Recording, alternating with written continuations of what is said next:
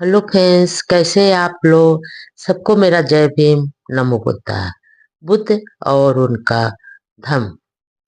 राजनीतिक और सैनिक शक्ति सामाजिक व्यवस्था पर ही निर्भर करती है। नंबर है, एक समय भगवान बुद्ध राजगृह में गृद्धकूट पर्वत पर ठहरे थे। नंबर 2, उस समय मगध राज वैदेही पुत्र अजातशत्रु बच्चियों पर आक्रमण करना चाहता था। उसने अपने मन में कहा, चाहे वे कितने भी शक्तिशाली क्यों न हो, मैं उन बच्चियों का समूल नाश कर दूंगा। मैं इन वज्जियों को बिल्कुल नष्ट कर डालूंगा। नंबर 3, अतः उसने मगध के प्रधानमंत्री वर्षकार ब्राह्मण को बुलाया और कहा, नंबर 4, ब्राह्मण, आओ। अब तुम भगवान बुद्ध के पास जाओ और मेरी ओर से उनके चरणों में अभिवादन करना। फिर उनका कुशल समाचार पूछना कि वे निरोग और स्वस्थ तो हैं और आनंद पूर्वक तो रह रहे हैं। नंबर 5, और जब उनसे कहना कि मगधराज वैदेही पुत्र अजातशत्रु वज्जियों पर आक्रमण करना चाहता है, चाहे वो कितने ही शक्तिशाली क्यों न हो, वह उन वज्जियों का सर्वनाश करके ही रहेगा। नंबर 6, ऐसा कहने पर तथागत जो कुछ भी कहें उसे ध्यानपूर्वक सुनना और आकर मुझे बताना, क्योंकि बुद्धों का कथन कभी असत्य नहीं होता। नंबर 7, वर्षकार ब्राह्मण ने राजा के वचनों को सुना और कहा, जैसा आप चाहते हैं वैसा ही होगा।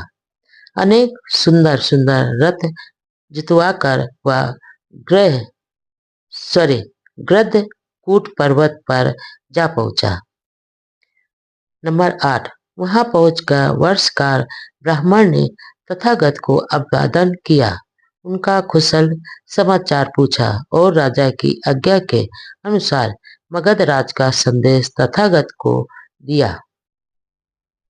नंबर 9, उस समय आनंद महाथेर तथागत के पीछे खड़े थे।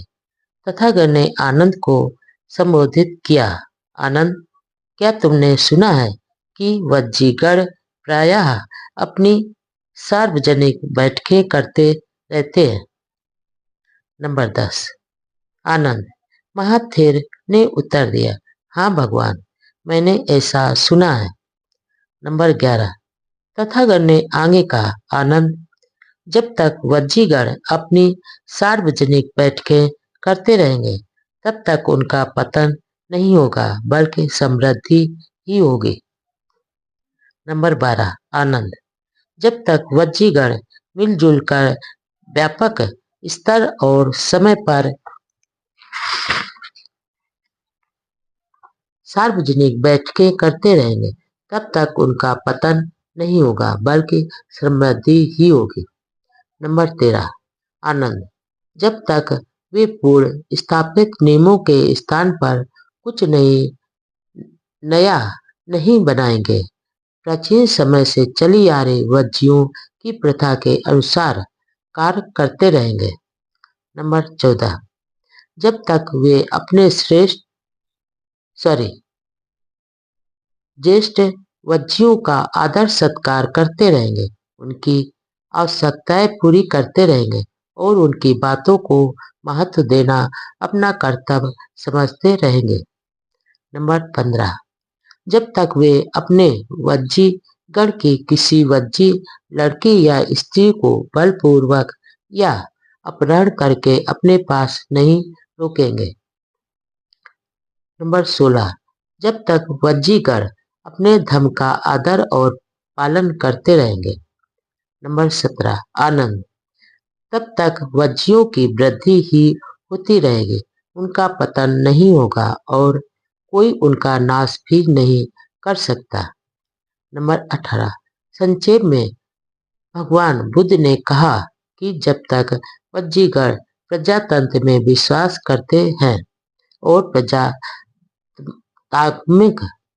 ढंग से कार्य करते हैं, तब तक उनके गणराज्य को कोई खतरा नहीं है। नंबर 19। जब तक सॉरी तब तथागत ने वर्षकार को इस प्रकार संबोधित करते हुए कहा। नंबर 20। हे ब्राह्मण, जब एक बार मैं वैशाली में ठहरा हुआ था, तब मैंने वज्जियों को ये कल्याणकारी बातें सिखाई थी। नंबर 21। ब्राह्मण बोला, तो हम वज्जियों के कल्याण की ही आशा कर सकते हैं और नत्य कि नहीं, जब तक वे इन शिक्षाओं का पालन करते हैं। वे हे गौतम, तब तो मगधराज वज्जियों को नहीं जीत सकता। नंबर 22। इस प्रकार वर्षकार ब्राह्मण तथागत के वचन सुन अपने आसन से उठकर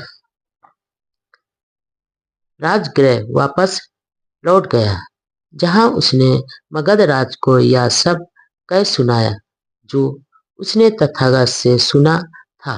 में यदि राजा सदाचारी है, तो उसकी प्रजा भी सदाचारी होगी। नंबर 1। एक बार भगवान बुद्ध ने भिक्षुओं को संबोधित करते हुए कहा। नंबर 2।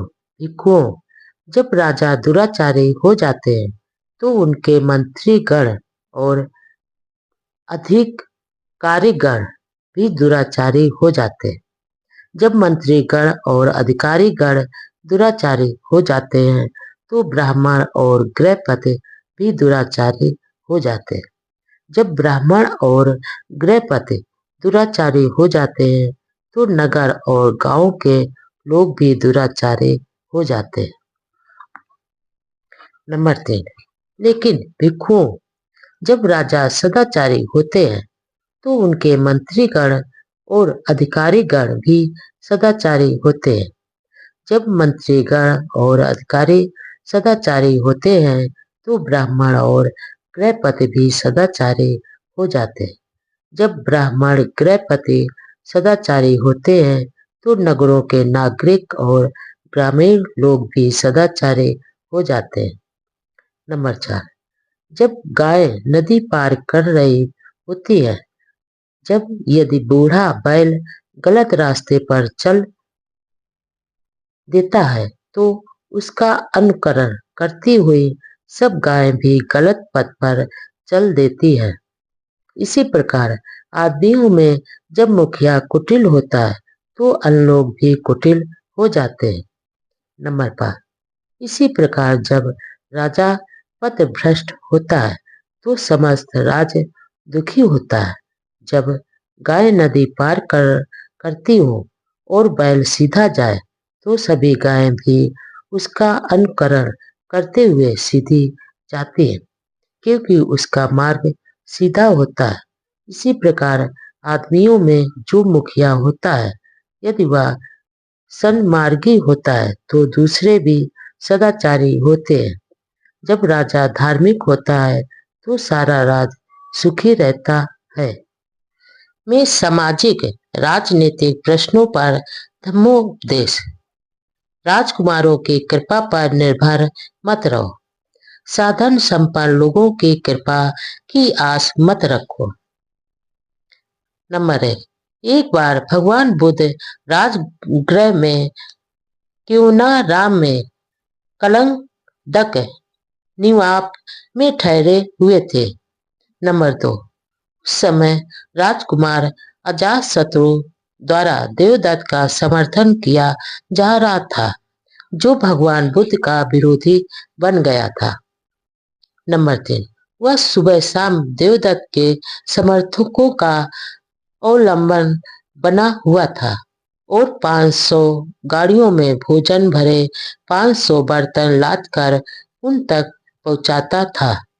नंबर 4। तब बहुत से भिक्षु तथागत के पास आए, उनका अभिवादन किया और एक ओर बैठ गए। एक ओर बैठे हुए उन भिक्षुओं ने ये सभी बातें तथागत को बताई।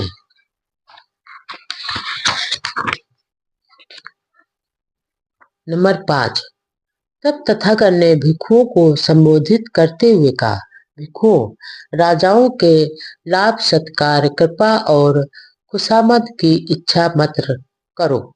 जब तक भिक्षुओं अजातशत्रु 500 गाड़ियों में भोजन भरे 500 बर्तन लाद लाद कर देवदत्त के समर्थकों तक सुबह शाम पहुंचाता है, तब तक इसमें देवदत्त की हानि ही अपेक्षा की जानी चाहिए, आने वाले अच्छे समय की नहीं।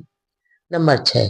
भिक्षुओं, यदि कोई किसी पागल कुत्ते की नाक तक कलेजी के टुकड़े को ले जाए तो वह कुत्ता और भी अधिक पागल हो जाएगा। इसी प्रकार भिक्षु जब तक अजातशत्रु द्वारा देवदत्त का समर्थन किया जाता है, तब तक इसमें देवदत्त की हानि ही है, लाभ नहीं। भिक्षुओं, राजाओं से मिलने वाले लाभ सत्कार अनुग्रह और चापलूसी आदि भयानक होते हैं। नंबर 7।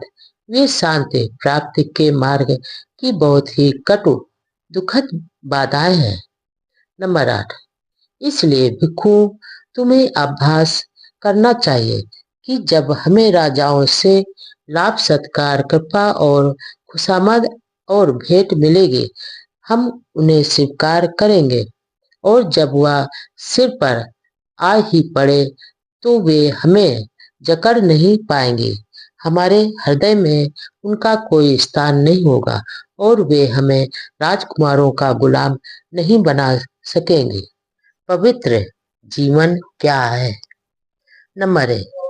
एक बार जब भगवान बुद्ध चारका कर रहे थे, उन्होंने अपने व्यवहार के अनुसार साथ में चल रहे भिक्षुओं को इस प्रकार उपदेश दिया। नंबर 2। भिक्षुओं, यह पवित्र जीवन लोगों को ठगने के लिए नहीं है, ना ही उनकी कृपा लाभ प्रशंसा प्राप्त करने के लिए है, ना ही विवाद की स्थिति में परेशानियों से उबरने के लिए उनका अनुग्रह प्राप्त करने के लिए है, ना ही यह इच्छा करने के लिए कि लोग जान जाएंगे कि यह अमुक है। इस पवित्र जीवन में इस प्रकार अभ्यास किया जाता है कि शरीर और वाणी को संयत रखा जाए, आश्रयों को दूर किया जाए तथा राग से विमुक्त और तृष्णा का क्षय किया जाए। स्नान से नहीं, धम्म से शरीर स्वच्छ व निर्मल होता है। नंबर 1। एक बार भगवान बुद्ध सावस्ती में विहार कर रहे थे। उस समय संगारव ब्राह्मण ही वहीं रह रहा था। वह पानी से शुद्धि मानने वाला था और पानी से शुद्धि का अभ्यास करता था। प्रायः रात दिन स्नान करना ही उसकी आदत बन गई थी। नंबर 2। अब पूज्य भंते आनंद प्रातःकाल चीवर धारण कर अपना पात्र चीवर साथ ले श्रावस्ती में भिक्षाटन के लिए निकले। श्रावस्ती में भिक्षा ग्रहण करके भोजन कर चुकने के बाद लौटकर आनंद महाथेर तथागत के पास पहुंचे, अभिवादन किया और एक ओर बैठ गए। इस प्रकार बैठे हुए आनंद महाथेर ने कहा, नंबर 3। भगवान, यहाँ श्रावस्ती में संगारव नाम का एक ब्राह्मण रहता है। वह पानी से शुद्धि में विश्वास रखता है और पानी से शुद्धि का अभ्यास करता है। रात दिन अधिकांश समय स्नान करना उसकी आदत बन गई है। भगवान, अच्छा हो यदि आप संगारव ब्राह्मण पर अनुकंपा करके उससे भेंट करने चले। नंबर 4। तथागत ने मौन रहकर अपनी स्वीकृति दी। नंबर 5। दूसरे दिन प्रातःकाल तथागत अपना चीवर पहन पात्र चीवर साथ ले संगारव ब्राह्मण के घर जा पहुंचे। वहां पहुंचकर वे अपने लिए बिछाए गए आसन पर बैठ गए। नंबर 6। संगाराव ब्राह्मण तब तथागत के पास आया और उनका अभिवादन करके एवं कुशल क्षेम पूछकर एक ओर बैठ गया। नंबर 7। इस प्रकार उसके बैठ जाने पर संगाराव ब्राह्मण से तथागत ने पूछा, ब्राह्मण, जैसा लोग कहते हैं, क्या यह सच है कि तुम जल से शुद्धि में विश्वास रखते हो, पानी से शुद्धि का अभ्यास करते रहते हो और रात दिन अधिकांश समय स्नान करना तुम्हारी आदत बन गई है? नंबर 8। श्रमण गौतम, हाँ, यह सच है। नंबर 9। ब्राह्मण, किस लाभ की आशा में तुम इस प्रकार रात दिन स्नान करते रहने का अभ्यास करते हो? नंबर 10। श्रमण गौतम, यह इस तरह है कि दिन में मुझसे जो कुछ भी पाप कर्म होता है, मैं उसे उसी दिन सायंकाल स्नान द्वारा धो डालता हूँ। रात में मुझसे जो भी पाप कर्म होता है, उसे मैं अगले दिन प्रातःकाल उठते ही स्नान करके धो डालता हूँ। इस प्रकार रात दिन स्नान आदि करते रहने में मुझे यही लाभ दिखाई देता है। नंबर 11। तब तथागत ने कहा। नंबर 12। धम्म ही वह जल स्रोत है जो स्वच्छ है और निर्मल है। नंबर 13। यहाँ जब जनश्रुतियों के ज्ञाता स्नान करने आते हैं तो उनका प्रत्येक अंग शुद्ध हो जाता है तथा वे दूसरे तट पर चले जाते हैं। नंबर 14। तथागत के ऐसा कहने पर संगाराव ब्राह्मण बोला, श्रमण गौतम, यह अद्भुत है।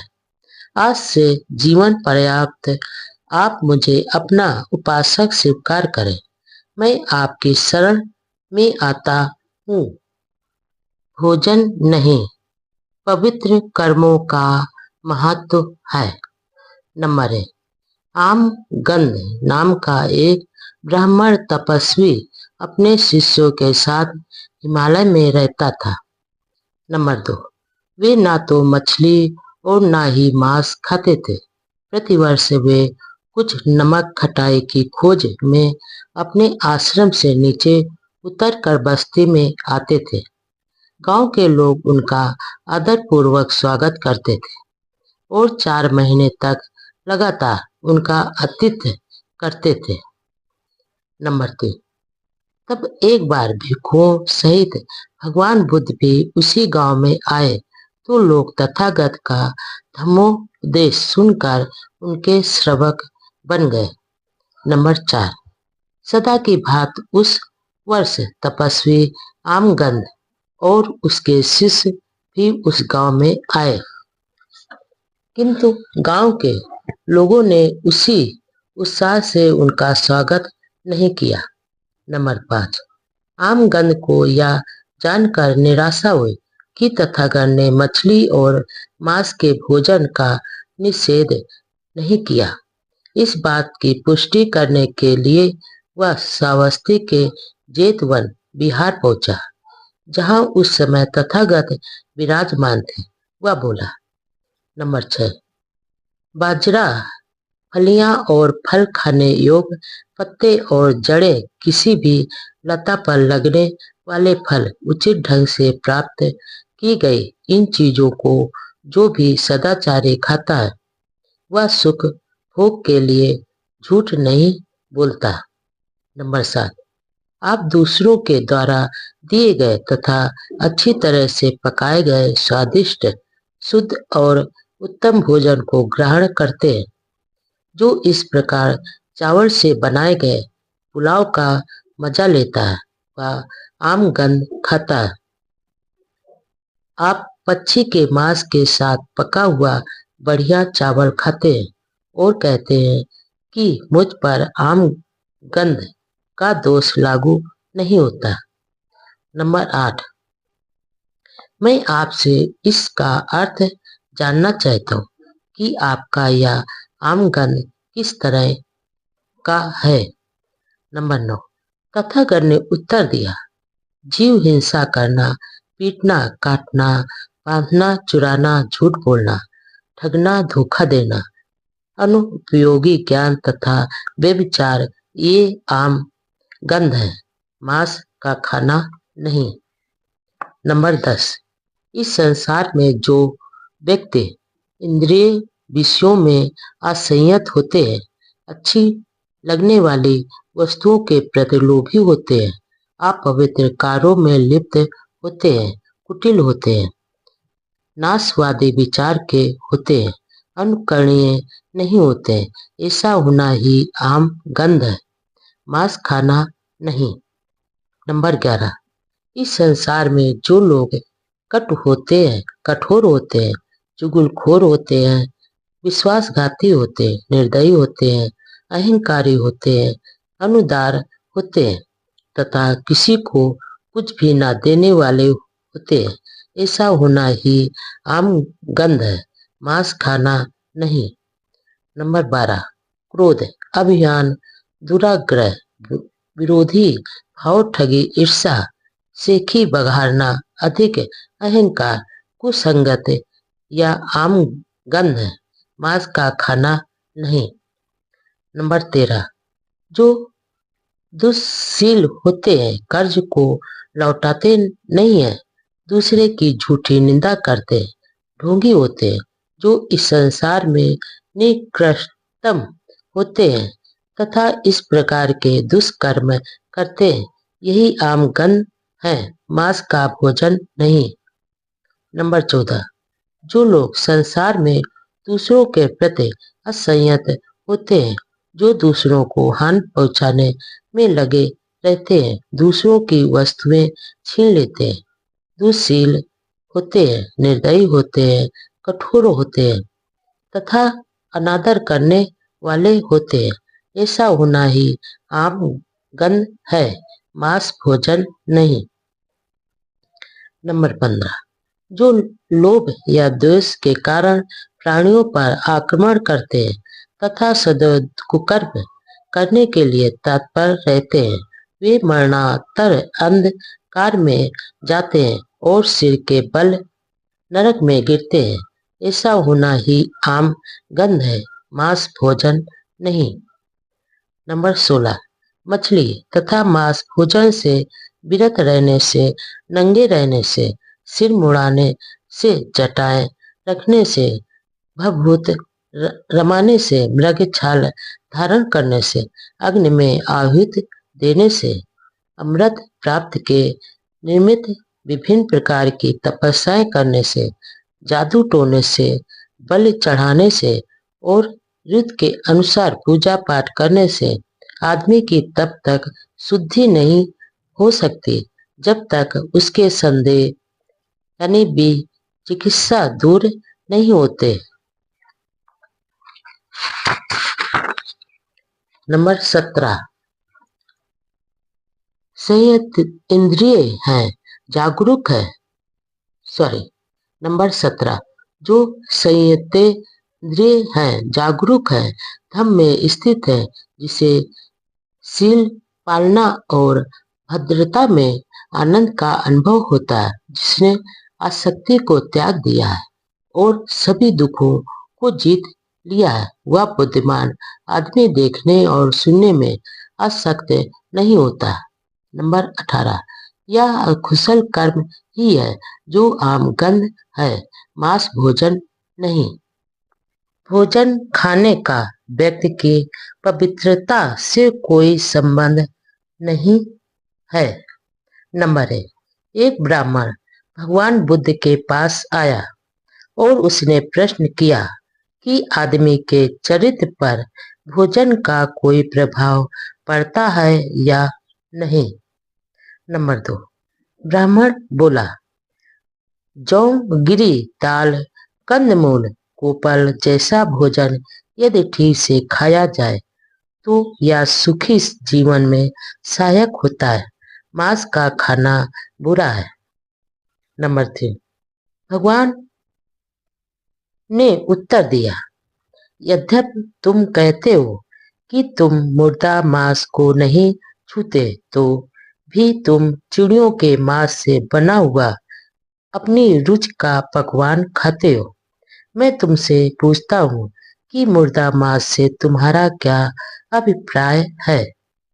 नंबर 4, किसी प्राणी की हत्या करना, किसी का अंग भंग करना, मारना पीटना, बांधना, चोरी करना, झूठ बोलना, ठगी, छल कपट, व्यभिचार, ये सब मांस नहीं है तो भी ये मुर्दा मांस के भोजन जैसे ही है।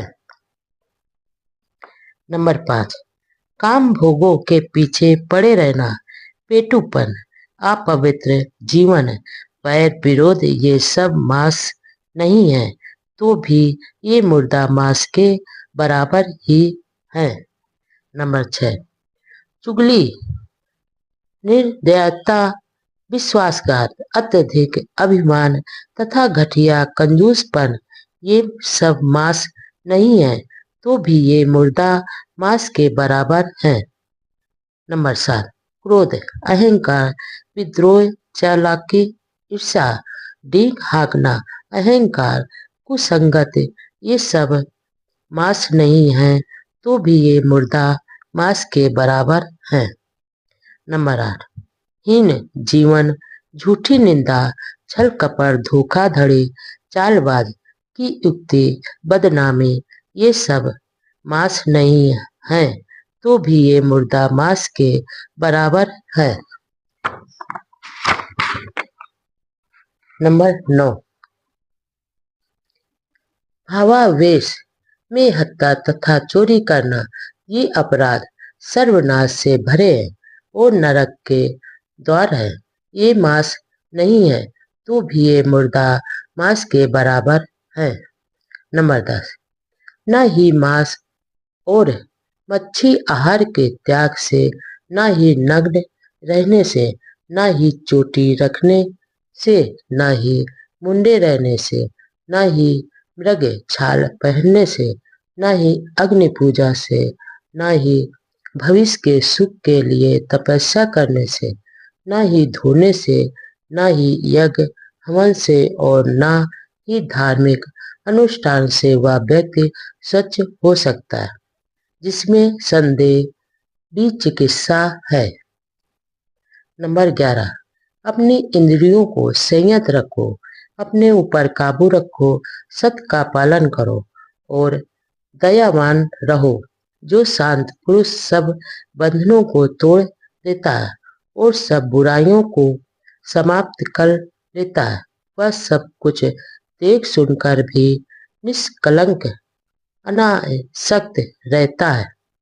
नंबर 12, तथागत से इस ऊंचे त्राण यानी रक्षा करने वाले सत्य धर्म की देशना सुनकर ब्राह्मण ने मुर्दा मांस की निंदा की और सभी बुराइयों का परित्याग करके तथागत के समक्ष विनम्रता पूर्वक झुककर वही प्रवज्जा हेतु याचना की। ईश्वर से प्रार्थनाएं और याचनाएं करना बेकार है। नंबर 1, एक बार भगवान बुद्ध ने वह सेठ से बातचीत करते हुए कहा। नंबर 2, यदि यह अचिरवती नदी ऊपर तक लबालब भरी हो और एक आदमी जिसे नदी के दूसरे तट पर काम हो वह आए और इसे पार करना चाहे। नंबर 3, और किनारे पर खड़ा होकर वह दूसरे किनारे का आवाहन करे, हे उधर के किनारे इस ओर आओ, हे उधर के किनारे इधर आओ। नंबर 4, हे वाह सेठ, तुम क्या समझते हो कि आदमी के प्रार्थना करने से और आवाहन करने से, आशा करने से, स्तुति करने से क्या वह दूसरा किनारा उधर से इधर चला आएगा?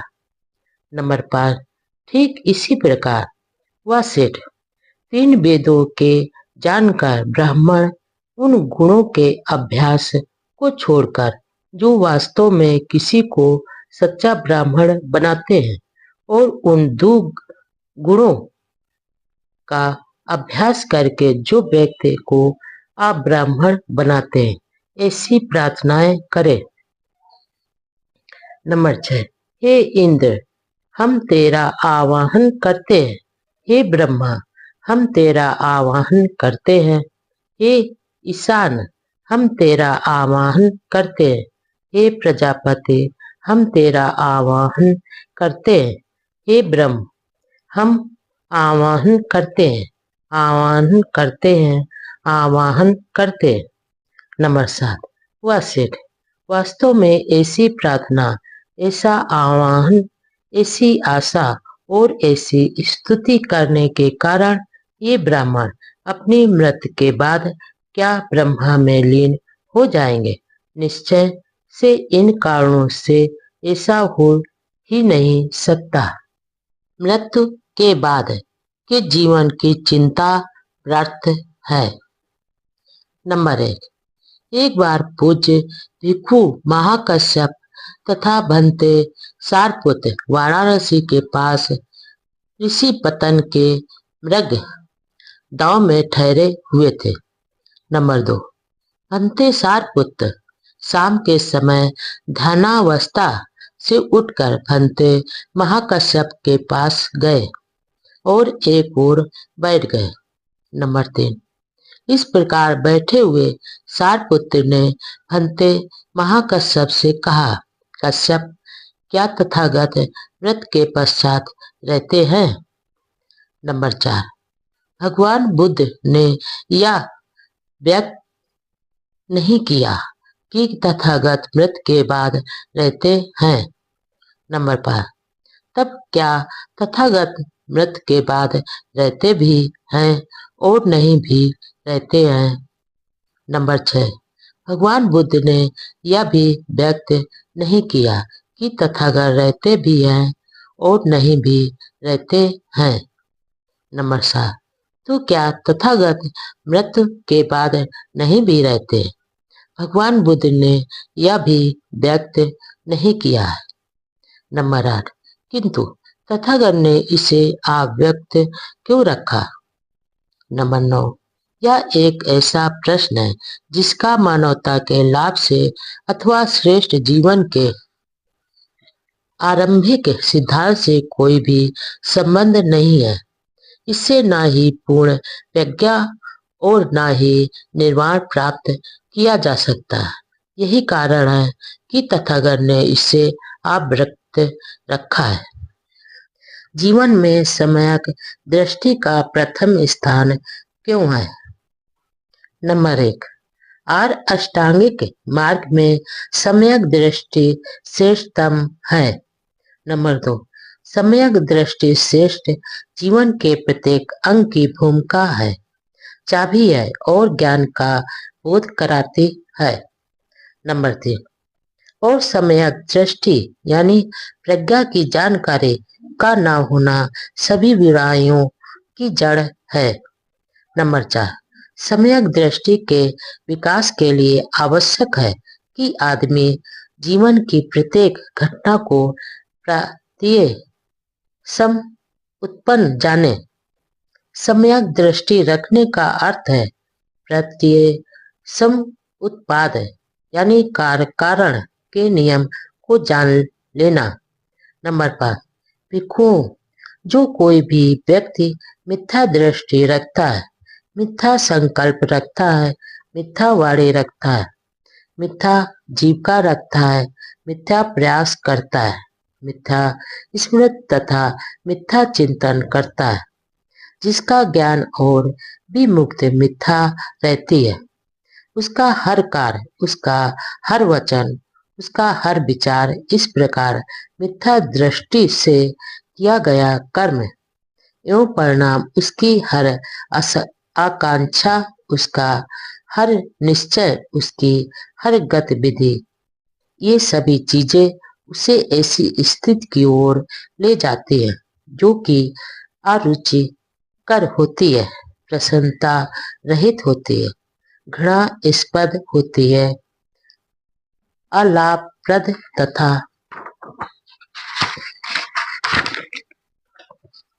दुखद होती है। ऐसा क्यों? मिथ्या दृष्टि के कारण। नंबर 6, ठीक है, आचरण ही पर्याप्त नहीं है। एक छोटे बालक का आचरण ठीक हो सकता है, किंतु इसका यह अर्थ नहीं कि उसे ठीक आचरण का ज्ञान है। ठीक आचरण के लिए ठीक आचरण का ज्ञान आवश्यक है। नंबर 7, आनंद किसे अर्थात भिक्षु कहा जा सकता है? अर्थात भिक्षु से ही कहा जा सकता है जिसने पूर्ण ज्ञान प्राप्त कर लिया है कि विवेक से क्या संभव और विवेक के अभाव में क्या असंभव है। 5 बंधन। नंबर 1, एक बार तथागत सावस्ती में अनाथ पिंडक के जेठ वनाराम में विहार कर रहे थे। तब तथागत ने भिक्षुओं को संबोधित किया। भिक्षुओं, भदंत कहकर। भिक्षुओं ने उत्तर दिया। तब तथागत ने इस प्रकार कहा। नंबर 2, भिक्षुओं, मेरे द्वारा बताए गए उन 5 बंधनों का ध्यान रखो जो आदमी को नीचे की ओर ले जाते हैं। नंबर 3, इस पर भिक्षु मालूक्य पुत्र ने तथागत से इस प्रकार निवेदन किया। नंबर 4, भगवान, मैं उन 5 बंधनों का ध्यान रखता हूँ। नंबर 5, मालूक्य पुत्र, तू उन 5 बंधनों का किस प्रकार ध्यान रखता है? नंबर 6, भगवान, मुझे ध्यान है जो आपने शरीर की अवस्था यानी सत्काय, दिट्ठी, बीज चिकित्सा यानी संदेह, अनुष्ठान एवं धार्मिक कृत्य पर निर्भरता, विषय शक्ति में आनंद और द्वेष के बारे में बताया है कि ये सभी बंधन है जो पतन की ओर ले जाते हैं। ये 5 बंधन है जिनके बारे में मैं जागरूक रहता हूँ। नंबर 7, मालूक्य पुत्र, ये 5 बंधन किसके लिए बताए गए? क्या तू इन 5 बंधनों को ध्यान में रखता है? क्या दूसरे मतों के अनुयायी छोटे बालक की उपमा देकर भत्सना के लिए तुझे ऐसा नहीं कहेंगे? नंबर 8, किंतु मालूक्य पुत्र, आकाश की ओर मुंह करके लेटे हुए अबोध छोटे बालक की काया अविकसित होती है। उसमें सत्काय दिट्ठी कहाँ से उत्पन्न हो सकती है? फिर भी उसमें सत्काय दिट्ठी के प्रति प्रवृत्ति तो होती है ही है। नंबर 9, इस प्रकार मालूक्य पुत्र, आकाश की ओर मुंह करके लेटे हुए अबोध छोटे बालक का चित्त अविकसित होता है। तब उसमें चित्त की बीज चिकित्सा कहाँ से उत्पन्न हो सकती है? हाँ, फिर भी उसमें बीज चिकित्सा की प्रवृत्ति रहती है। नंबर 10, इसी प्रकार मालूक्य पुत्र, इस अवस्था में उसका शील युक्त आचरण नहीं हो सकता। तब उसमें शील व्रत यानी अनुष्ठान एवं धार्मिक कृत्य पर निर्भरता कहाँ से आएगी? फिर भी उसमें शील व्रत संबंधी निर्भरता की प्रवृत्ति रहती है। नंबर 11, इसी प्रकार मालूक्य पुत्र, उस अबोध बालक में कोई कामासक्ति नहीं होती है। तब उसमें कामासक्ति की इच्छा कहाँ से आएगी? किंतु फिर भी उसमें भी कामासक्ति की प्रवृत्ति रहती है। नंबर 12, इसी प्रकार मालूक्य पुत्र, उस अबोध बालक के लिए अभी प्राणियों का अस्तित्व ही नहीं है। तब उसके मन में प्राणियों के प्रति द्वेष कहाँ से आएगा। हाँ, फिर भी उसमें द्वेष की प्रवृत्ति तो रहती ही है। नंबर 13। अब क्या मलकय पुत्र दूसरे मतों के अनुयायी छोटे अबोध बालक की उपमा देकर तेरी भर्त्सना नहीं करेंगे। नंबर 14। जब यह कहा जा चुका तो महाथेर ने तथागत से निवेदन किया, सुगत, अब आपके लिए विश्राम करने का समय है। सुगत, आप अब आपके लिए विश्राम करने का समय है। श्रेष्ठ जीवन, राग द्वेष से मुक्त हो जाना। नंबर 1। एक बार राध फिर तथागत के पास आए। आकर तथागत को अभिवादन कर एक ओर बैठ गए। इस प्रकार बैठे हुए राधेर ने तथागत से निवेदन किया, भगवान कृपा करके बताएं कि निर्वाण किस लिए है। नंबर 2। भगवान बुद्ध ने उत्तर दिया, निर्वाण का अर्थ है राग द्वेष से मुक्त हो जाना। नंबर 3। लेकिन भगवान, निर्वाण का उद्देश्य क्या है। नंबर 4। राध, श्रेष्ठ जीवन जीना ही निर्वाण है। निर्वाण ही लक्ष्य है। निर्वाण प्राप्त ही उद्देश्य है। निर्वाण क्या है। नंबर 1। एक बार भगवान बुद्ध सावस्ती में अनाथ पिंडक के जेत वनाराम में विहार कर रहे थे।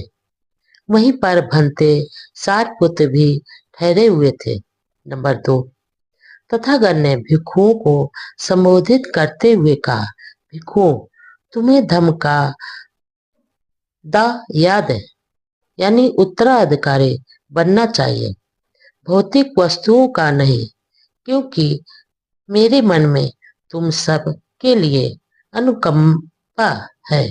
इसलिए धर्मानुसार मैं चाहता हूं कि तुम ऐसे ही बनो। नंबर 3। इतना कहकर तथागत उठे और अपनी कुटी में चले गए। नंबर 4। भंते सारपुत्र पीछे रह गए।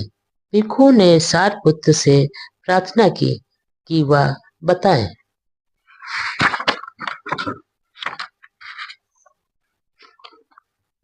कि निर्वाण क्या है। नंबर 5।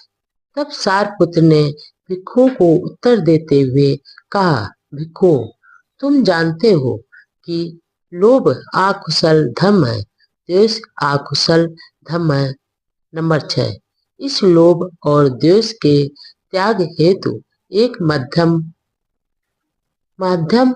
मार्ग है जो हमें आंख देने वाला है, ज्ञान देने वाला है, शांति, प्रज्ञा, बोधि तथा निर्वाण की ओर ले जाने वाला है।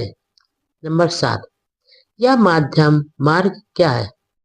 यह और कुछ नहीं, केवल अष्टांगिक मार्ग है, जैसे सम्यक दृष्टि, सम्यक संकल्प, सम्यक वाणी, सम्यक कर्मात, सम्यक आजीविका, सम्यक व्यायाम, सम्यक प्रयास, सम्यक स्मृति तथा सम्यक समाधि। भिक्षु, यही मध्यम मार्ग है। नंबर 8।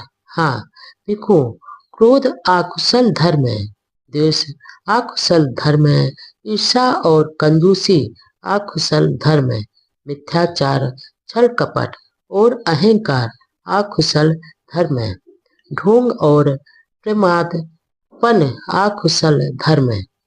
नंबर 9। प्रमाद और आडंबर के त्याग के लिए मध्यम मार्ग है जो आग देने वाला है, ज्ञान देने वाला है तथा शांति, प्रज्ञा और बोधि की ओर ले जाने वाला है। नंबर 10। आर, अष्टांगिक मार्ग का ही दूसरा नाम निर्वाण है। नंबर 11। इस प्रकार महाथेर सारपुत्र ने कहा तो सभी भिक्षुओं ने आनंदित होकर उनका अनुमोदन किया। चाहे दूसरे कुछ भी करें, तुम शील का पालन करो। नंबर 1, सभी अकुशल विचारों का त्याग करो। नंबर 2, अकुशल विचारों के मिटा देने का यह मार्ग है। नंबर 3, तुम्हें यह संकल्प करना होगा कि चाहे दूसरे लोग हानि करने वाले हों, किंतु तुम किसी को हानि नहीं पहुंचाओगे। नंबर 4, चाहे दूसरे हिंसा करें, किंतु तुम कभी हिंसा नहीं करोगे। नंबर 5, चाहे दूसरे चोरी करें, किंतु तुम कभी चोरी नहीं करोगे। नंबर 6, चाहे दूसरे पवित्र जीवन व्यतीत न कर रहे हों, किंतु तुम पवित्र जीवन व्यतीत करोगे। नंबर 7, चाहे दूसरे किसी की निंदा करें, विरुद्ध बोले, व्रत बोले, किंतु तुम ऐसा कुछ नहीं बोलोगे। नंबर 8, चाहे दूसरे झूठ बोले, निंदा करें, दोषारोपण करें अथवा बकवास करें, लोभ लालच करें, किंतु तुम किसी प्रकार का लोभ लालच नहीं करोगे। नंबर 9, चाहे दूसरे अहितकर हो, किंतु तुम अहितकर नहीं होगे। नंबर 10, चाहे दूसरे असम्यक दृष्टि रखते हो, उनके असम्यक संकल्प हो, असम्यक अपवाड़ी हो, असम्यक कर्मात हो, असम्यक आजीविका हो, असम्यक व्यायाम यानी प्रयास हो, स्वयं स्मृति हो और असम्यक समाधि हो, किंतु तुम आवश्यक रूप में श्रेष्ठ अष्टांगिक मार्ग का पालन करते हुए सम्यक दृष्टि, सम्यक संकल्प, सम्यक वाणी, सम्यक कर्मात, सम्यक आजीविका, सम्यक व्यायाम, सम्यक स्मृति और सम्यक समाधि को अंगीकार करोगे। नंबर 12, चाहे दूसरे आर्य सत्यों और मुक्ति के बारे में गलत धारणा रखते हो, किंतु तुम सत्यों और मुक्ति के बारे में सम्यक यानी सही धारणा रखोगे। नंबर 13, चाहे दूसरे आलस और जड़ता से युक्त हो, किंतु तुम आलस और जड़ता से मुक्त रहोगे। नंबर 14, चाहे दूसरे अभिमानी हो, किंतु तुम भी नम्र रहोगे। नंबर 15, चाहे दूसरे भी चिकित्सा युक्त संदेह युक्त हो, किंतु तुम भी चिकित्सा मुक्त रहोगे। नंबर 16, चाहे दूसरे क्रोधी हो, दुष्ट हो, द्वेषी हो, ईर्ष्यालु हो, कंजूस हो, लोभी हो, ढोंगी हो, ठग हो, वंचक हो, उदंड हो, दुशासी हो, किसी नीति के मानने वाले न हो, अशिक्षित हो, जड़ हो, भ्रमित हो तथा अज्ञा हो, तुम इस सब के विपरीत सही रहोगे। सन्मार्ग पर चलने के लिए किसी साथी की प्रतीक्षा आवश्यक नहीं। यदि अच्छा साथी नहीं मिले तो सन्मार्ग पर अकेले चलो। नंबर 1, जिस प्रकार हाथी युद्ध में धनुष से छोड़े गए बाणों को सहन करता है, उसी प्रकार मुझे दुष्टों के दुर्वचनों को सहन करना चाहिए, क्योंकि संसार में दुःशीलों की कमी नहीं है। नंबर 2, हाथी को प्रशिक्षित करके उसे युद्ध में ले जाया जाता है। प्रशिक्षित यानी पालतू। हाथी की पीठ पर राजा बैठता है, इसलिए प्राणियों में वही प्रशिक्षित यानी शांत व्यक्ति है, जिसे कोई कटु वचन विचलित नहीं करता। नंबर 3, प्रशिक्षित खच्चर अच्छे होते हैं। सिंधु नस्ल के प्रशिक्षित श्रेष्ठ अश्व अच्छे होते हैं। प्रशिक्षित बलशाली हाथी अच्छा होता है। स्वयं संयत व्यक्ति सभी प्राणियों में श्रेष्ठ होता है। नंबर 4, ऐसे श्रेष्ठ वाहन भी हमें निर्वाण पथ पर आगे ले जाने में सहायक नहीं हो सकते। हम स्वयं स्वयं निर्भर, स्वयं संयत होकर ही निर्वाण पथ पर अग्रसर हो सकते हैं। नंबर 5, आप प्रमाद में रहकर आनंद प्राप्त करो। अपनी स्मृति के प्रति जागरूक रहो, कभी प्रमाद मत करो। स्वयं को कुपथ से हटाकर सुपथ पर लाओ, जैसे हाथी को दलदल से निकाल रहे हो।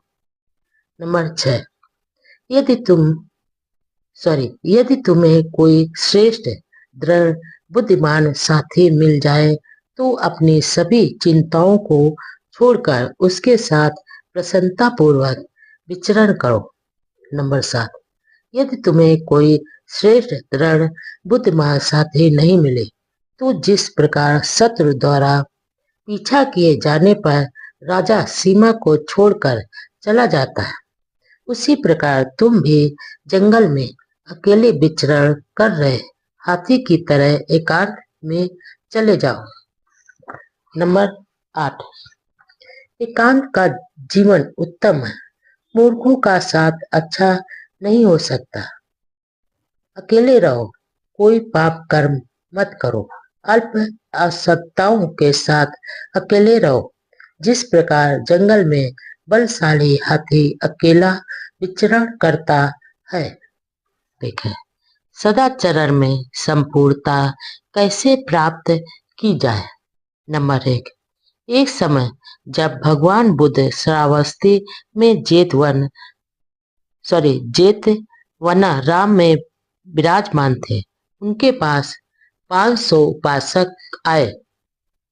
उनमें से एक का नाम धम्मिक था। नंबर 2, धम्मिक ने तथागत से पूछा, किन आदर्शों द्वारा आपके श्रावक सदाचरण में पूर्णता प्राप्त करते हैं। नंबर 3, मैं आपसे यह प्रश्न इसलिए पूछता हूँ क्योंकि आप जन कल्याण के अनुपम शास्ता है। नंबर 4, प्रशिक्षित जैन लोग और परिवाजक आपसे पार नहीं पा सके। विद्वान आयु प्राप्त वृद्ध ब्राह्मण अन्य जन के साथ अपना मत व्यक्त करने के इच्छुक आपके सत्य वचन के अनुयायी बन जाते हैं। आपके द्वारा उपदिष्ट सत्य सूक्ष्म है, किंतु अत्यंत सुअख्यात है, जिसे सुनने के लिए सब लोग तरसते हैं। भगवान कृपा करके हमें इस प्रश्न का उत्तर दें।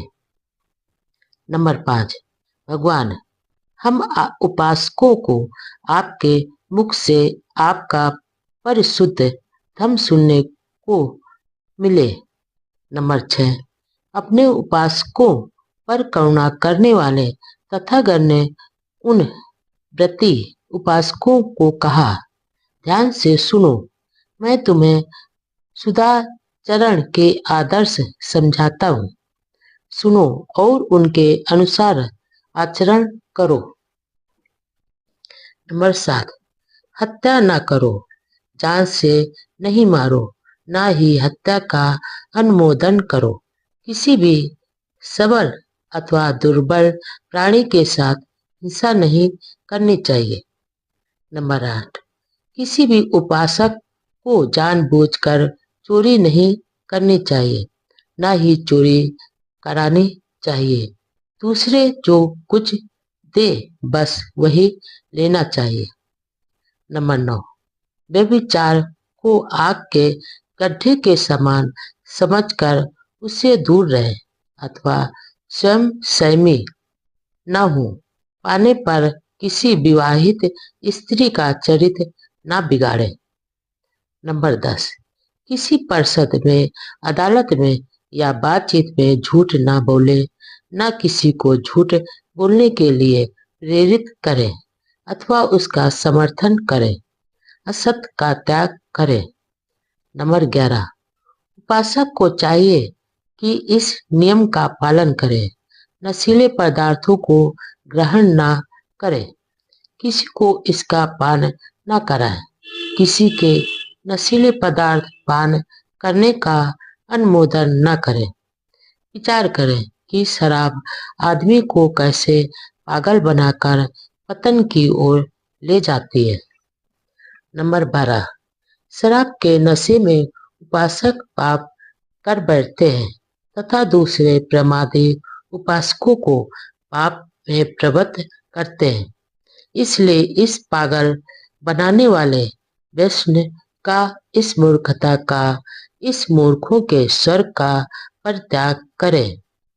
नंबर 13, प्राणी हिंसा न करे, चोरी न करे, झूठ न बोले, नशीले पेय पदार्थों से दूर रहें, व्यभिचार से विरत रहें तथा रात को विकाल भोजन न करें।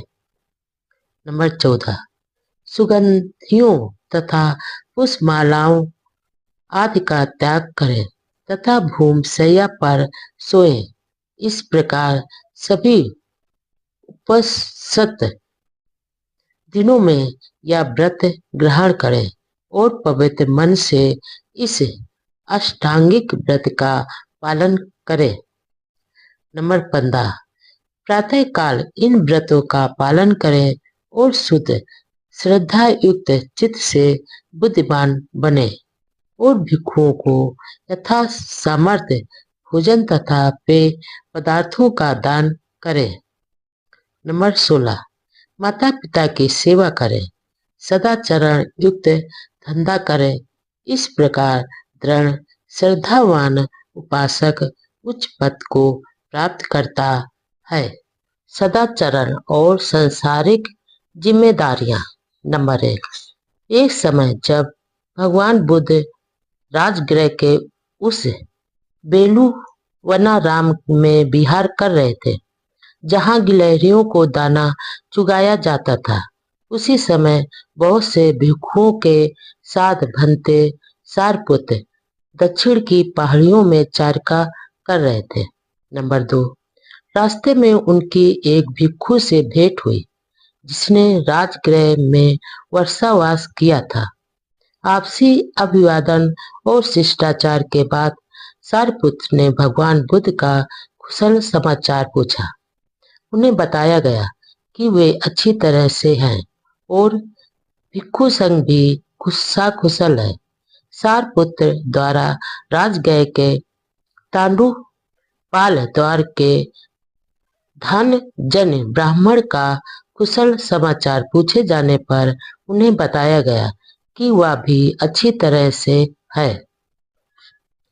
नंबर 3, तब सारपुत्र ने उस भिक्षु से प्रश्न किया, और क्या धन जनी ब्राह्मण अप्रमाद पूर्वक रह रहा है?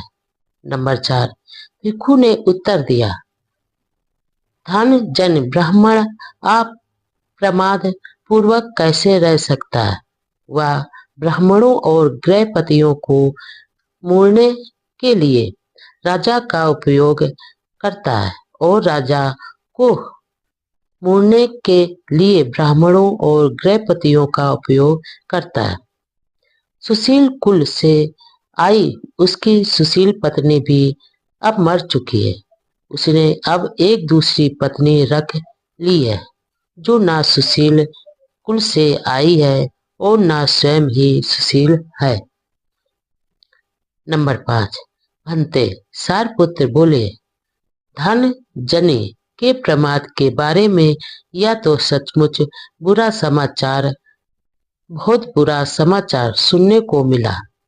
शायद कहीं किसी समय उससे भेंट हो जाए तो मैं उससे बातचीत करना पसंद करूंगा।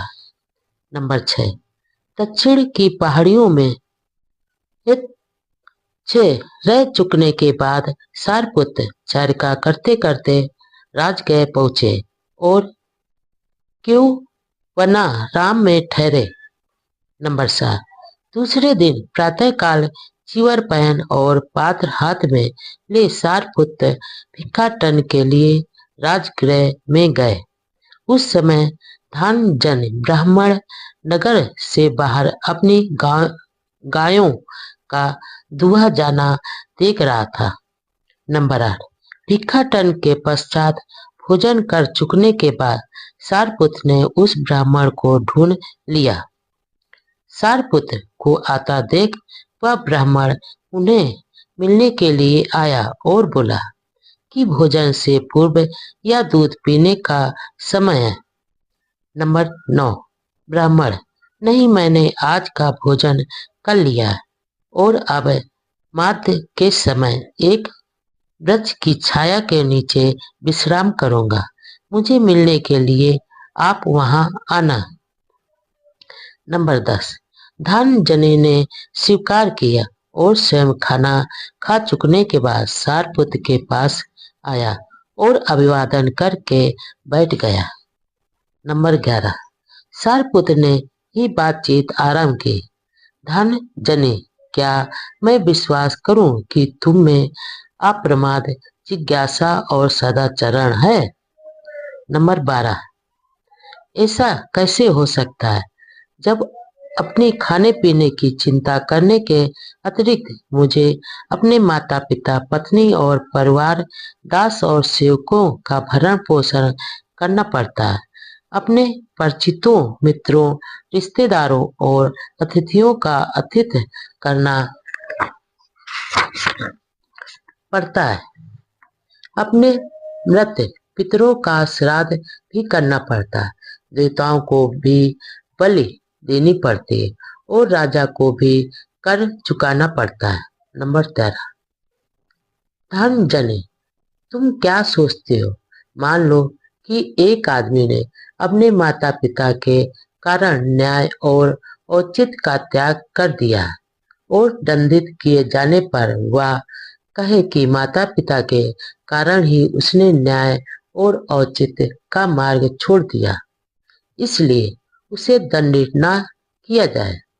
नंबर 14, नहीं, इन सभी अनुरोधों के बावजूद जेलर उसे जेल में डाल देगा। नंबर 5, क्या इससे उसे कोई लाभ होगा? यदि वह स्वयं की ओर से अथवा पत्नी और परिवार के हित का तर्क प्रस्तुत करते हुए कहे कि उनके कारण ही उसने न्याय और औचित्य के पद का त्याग कर दिया था। नंबर 16, नहीं। नंबर 17, क्या इससे उसे कोई लाभ होगा यदि उसके दास या दूसरे नौकर चाकर उसकी वकालत करें? नंबर 18, बिल्कुल नहीं। नंबर 19, अथवा उसके मित्र एवं परिचित उसकी वकालत करें? नंबर 20, बिल्कुल नहीं। नंबर 21, अथवा उसके रिश्तेदार एवं अतिथि उसकी वकालत करें? नंबर 22, बिल्कुल नहीं। नंबर 23, अथवा उसके मृत पितृगण ही उसकी वकालत करें कि उसने देवताओं को बलि देने के लिए या राजा को कर देने के लिए न्याय और औचित्य के मार्ग का त्याग कर दिया था। नंबर 24, बिल्कुल नहीं। नंबर 25, अथवा इससे कोई लाभ होगा यदि वह स्वयं या उसकी ओर से दूसरे वकालत करें कि उसने अपने खाने पीने और आराम के लिए न्याय और औचित्य का मार्ग छोड़ दिया। नंबर 26, नहीं। नंबर 27, धन जने, तुम क्या सोचते हो? दोनों में से कौन आदमी उत्तम है? क्या वह जो अपने माता पिता की खातिर न्याय और औचित्य का पद त्याग देता है, अथवा वह जो उनकी चिंता न कर न्याय और औचित्य के पद को नहीं त्यागता?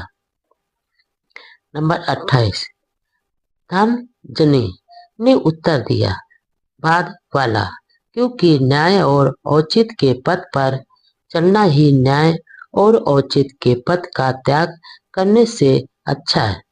नंबर 29, और फिर धन जने दूसरे आचरण हैं जो स्वयं में अच्छे हैं, जिनके द्वारा व्यक्ति बिना कुमार्ग पर चले अपने माता पिता का पालन पोषण कर सकता है। तो क्या स्त्री, परिवार और सभी दूसरों के संबंध में यही बात लागू नहीं होती। नंबर 30 सारपुत्र, यही लागू होती है। नंबर 31 तब पूजनीय सारपुत्र के कथन से प्रसन्न हो धर्मजनी ब्राह्मण ने उन्हें धन्यवाद दिया और उठकर अपने मार्ग पर चल दिया। जीवन में सदाचरण की आवश्यकता क्यों? नंबर 1 तब तथागत ने पाटली ग्राम के उपासकों को संबोधित किया। नंबर 2 हे गृहपतियों, दुष्ट तथा दुराचारी आदमी को ये दुष्परिणाम भुगतने पड़ते हैं। नंबर 3 दुष्ट तथा दुराचारी आदमी को प्रमाद के कारण संपत्ति की बहुत बड़ी हानि उठानी पड़ती है।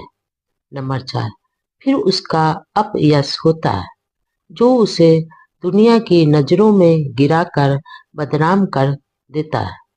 नंबर 5 वह किसी भी संगत में जाए, चाहे वह कुलीन परिषद हो, चाहे ब्राह्मण परिषद हो, चाहे गृहपति परिषद हो अथवा चाहे श्रमण परिषद हो, वह उसमें बहुत संकोच से जाता है और लज्जित हो जाता है। वह निर्भय नहीं होता। यह तीसरी हानि है। नंबर 6 फिर मरते समय उसे मानसिक शांति नहीं होती। वह मरण काल में दुखी रहता है। यह चौथी हानि है। नंबर 7 हे गृहपतियों, दुष्ट तथा दुराचारी आदमी को ये दुष्परिणाम भुगतने पड़ते हैं। नंबर 8 हे गृहपतियों, अब उन लाभों का विचार करो जो सदाचारी तथा गुणवान आदमी को प्राप्त होते हैं। नंबर 9 जो सदाचारी आदमी गुणवान होकर रहता है, उसके पास बहुत संपत्ति हो जाती है और यह उसके अपने प्रयास के कारण होती है। नंबर 10 तब उसका सुयश फैल जाता है। वह हर जगह सम्मानित होता है। नंबर 11 वह जिस किसी भी संगत में जाता है, चाहे वह कुलीन परिषद हो, चाहे ब्राह्मण परिषद हो, चाहे गृहपति परिषद हो अथवा श्रमण परिषद हो, वह उसमें साहस और विश्वास के साथ प्रविष्ट होता है। नंबर 12 फिर उसे मानसिक शांति प्राप्त रहती है। मरते समय वह चित्त की शांति के साथ शरीर त्यागता है। नंबर 13 मूर्ख आदमी पाप करते समय यह नहीं जानता कि वह पाप कर रहा है। उसके अपने पाप कर्म उसे अग्नि के समान जला देते हैं। नंबर 14 जो कोई किसी अहानिकार और निर्दोष व्यक्ति को दुख देता है, वह या तो भीषण विनाश को प्राप्त होता है, या उसका चित्त विक्षिप्त हो जाता है, या उसके नातेदारों की हानि होती है, या उसका सभी धन हानि को प्राप्त होता है। सदाचरण क्या है? नंबर 1 बार जब भगवान बुद्ध कौशल में महान भिक्षु संघ सहित भिक्षा हेतु चर्चा कर रहे थे, तो वह साला नमक एक ब्राह्मण ग्राम में पहुंचे। यह ग्राम कौशल जनपद में पड़ता था। नंबर 2 साला ग्राम के ब्राह्मण मुखियों ने सुना कि चर्चा करते हुए भगवान बुद्ध उनके कौशल जनपद में स्थित गांव में आए हैं। नंबर 3 उनको लगा कि भगवान बुद्ध के दर्शनार्थ जाना अच्छा है, इसलिए साला ग्राम के ब्राह्मण भगवान बुद्ध के पास गए और कुशल क्षेम पूछकर एक ओर बैठ गए। नंबर 4 उन्होंने तथागत से प्रार्थना की, कृपया बताएं कि सदाचरण का क्या अर्थ है। नंबर 5 ब्राह्मणों से भगवान बुद्ध ने कहा, शरीर के 3 दुराचरण होते, वाणी के 4 दुराचरण होते और मन के 3 दुराचरण होते। नंबर 6 जहां तक शरीर के दुराचरण की बात है, एक आदमी रक्त रंजित हाथों से शिकारी की तरह हत्यारा होते हुए प्राणियों के प्रति निर्दयी होकर हत्या करता है।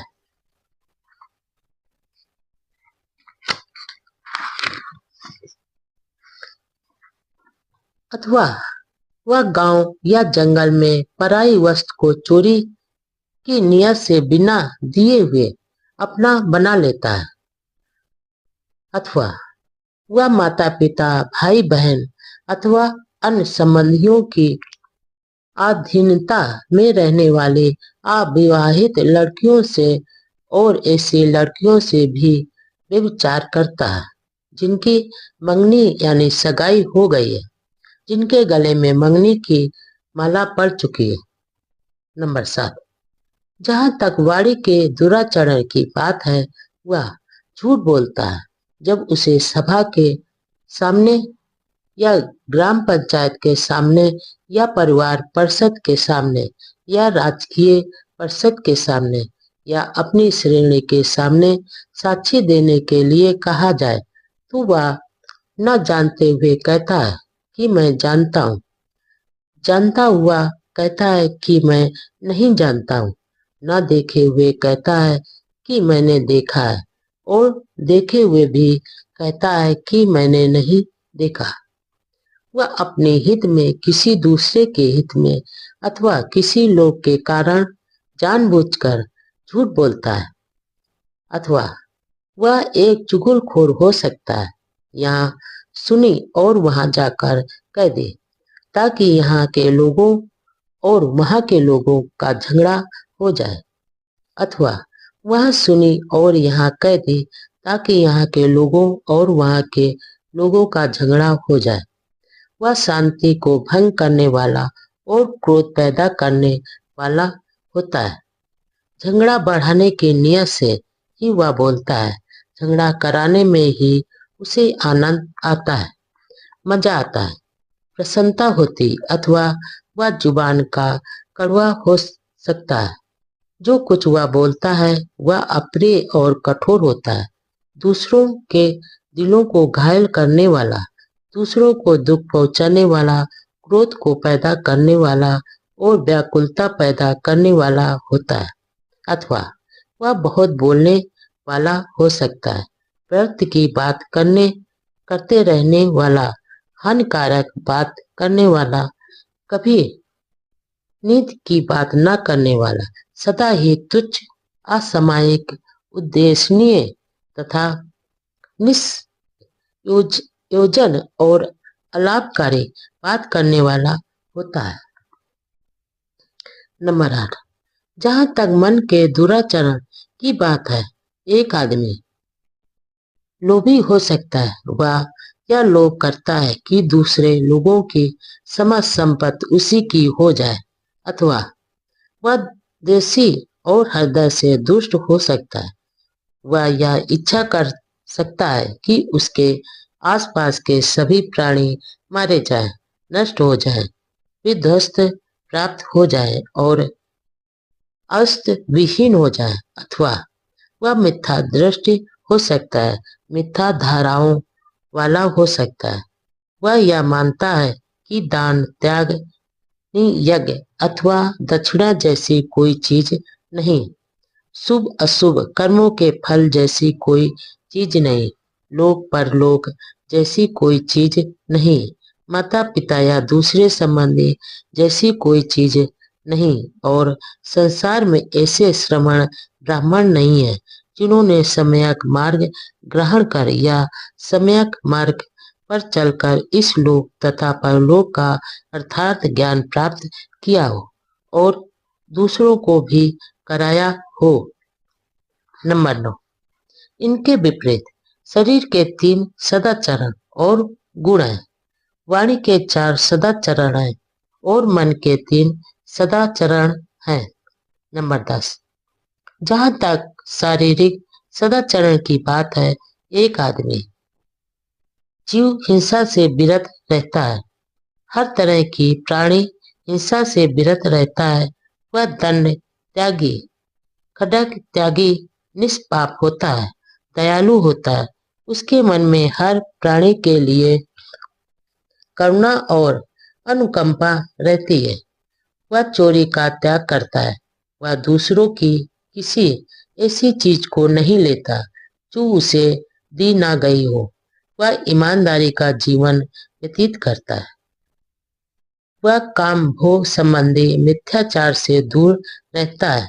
वह ऐसी लड़कियों से सहवास नहीं करता जो माता पिता, भाई बहन अथवा अन्य संबंधियों की अधीनता में रहने वाले अविवाहित हों, और ऐसी लड़कियों से भी जिनकी सगाई हो गई हो एवं जिनके गले में सगाई की माला पड़ चुकी हो। नंबर 10, जहां तक वाणी के सदाचरण की बात है, एक आदमी झूठ का त्याग करता है, झूठे से विरत रहता है। जब उसे सभा के सामने या ग्राम पंचायत के सामने या परिवार परिषद के सामने या राजकीय परिषद के सामने या अपने संघ के सामने साक्षी देने के लिए कहा जाता है, तो वह न जानते हुए कहता है कि मैं नहीं जानता हूँ, जानते हुए कहता है कि मैं जानता हूँ, नहीं देखा होता तो कहता है कि मैंने नहीं देखा, देखा हो तो कहता है कि मैंने देखा है। वह अपने हित में या दूसरे लोगों के हित में अथवा किसी तुच्छ लाभ के कारण जानबूझकर झूठ नहीं बोलता। वह झूठी निंदा नहीं करता। वह वहां सुनी को यहाँ नहीं कहता, जिससे वहां के लोगों और यहाँ के लोगों में झगड़ा हो जाए। सौहार्द को बढ़ाने वाला और मैत्री को स्थापित करने वाला होता है। शांति स्थापित करने के उद्देश्य से ही वह बोलता है। मेल मिलाप कराने में ही उसे आनंद आता है, प्रसन्नता होती और हर्ष होता है। उसकी बाणी में कड़वाहट नहीं होती और वह कटु बात से दूर रहता है। जो कुछ भी वह बोलता है उसमें कटुता नहीं होती, आनंद होता है, मैत्री होती है, निश्चलता होती है, उसमें शिष्टता होती है। वह स्वीकार करने योग्य होता है और उसका सभी स्वागत करते हैं। वह गप मारने वाला नहीं होता, वह गप से दूर रहता है। समयानुसार सत्य के अनुरूप बोलता है, जो सदा लाभकारी होता है, सिद्धांत के अनुसार होता है। ऐसी बात बोलता है जो समय अनुकूल हो, ऐसी बात जो याद रहे, ऐसी बात जो ज्ञान से भरी हो, ऐसी बात जो ठीक से कही गई हो, तथा ऐसी बात जो हितकर हो। नंबर 12, जहां तक विचारों में सदाचरण की बात है, वह आदमी लोभ से रिक्त होता है। वह कभी यह नहीं चाहता कि दूसरे लोगों की सारी संपत्ति पर उसका अपना अधिकार हो जाए। वह कभी अपने मन में द्वेष अथवा दुष्टता को स्थान नहीं देता। उसकी यही इच्छा रहती है कि उसके आसपास के सभी प्राणी शांति और सुख के साथ रहे, सुरक्षित रहे, हर प्रकार की शत्रुता और अत्याचार से बचे रहे। उसका दृष्टिकोण सम्यक होता है तथा उसके संकल्प और धारणाएं भी ठीक होती है। नंबर 13, हे ब्राह्मणों, सदाचरण तथा दुराचरण से मेरा यही अभिप्राय है। नंबर 1, एक बार जब भगवान बुद्ध श्रावस्ती के जेतवनराम में विहार कर रहे थे, तो उन्होंने गृहपतियों को संबोधित किया। नंबर 2, गृहपतियों, पवित्र और सुखी जीवन के लिए शुभ संकल्पों का पालन करने की नितांत आवश्यकता है। नंबर 3, मैं तुम्हें बताता हूँ कि तुम्हारे शुभ संकल्प कैसे होने चाहिए। नंबर 4, संकल्प लो कि मैं जीवन भर अपने माता पिता का सहारा बना रहूं, मैं अपने कुल के मुखिया का सदा आदर करता रहूं, मेरी वाणी मधुर हो, मैं किसी के बारे में भी बुरा ना कहूं, मैं घर में उदारशील निर्मल दान देने में प्रसन्न रहकर जो कुछ मेरे पास हो उसे दूसरों में भी बांटो। नंबर 5, मैं जीवन पर्यंत इच्छा रहित रहूं और यदि मुझ में क्रोध पैदा हो तो मैं तुरंत उस पर संयम पालूं।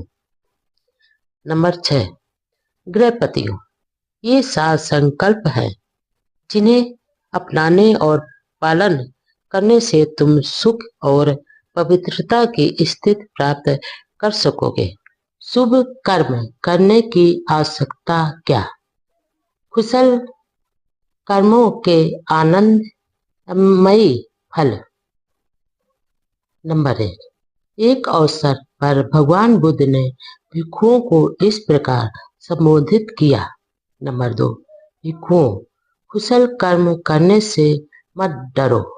यह कुशल कर्म ही सुख का दूसरा नाम है, जिसकी हम इच्छा करते हैं, जो प्रिय है, जो आनंददायी है।